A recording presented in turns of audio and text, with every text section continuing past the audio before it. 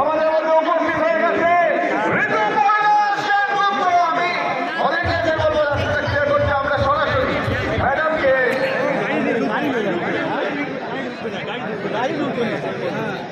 আমরা সরাসরি ঋতুপর্ণাদিকে মঞ্চে নিয়ে আসবো। অবিরামই হাজার হাজার মানুষ হাজার হাজার মা বোনেরা অপেক্ষা করছে যার জন্য সেই আমাদের গ্রামরা দেবশ্রী আমাদের মাঝে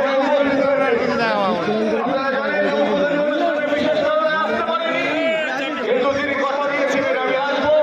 তার কথা দিয়ে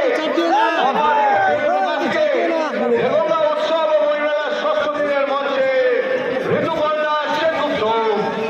দেবঙ্গা উৎসব ও বইমেলা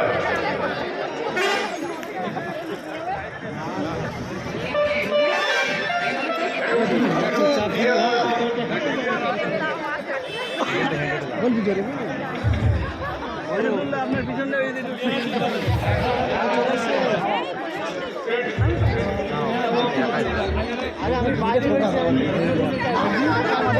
আটকে দেবেন, অসুবিধা নেই, রাস্তার উপরে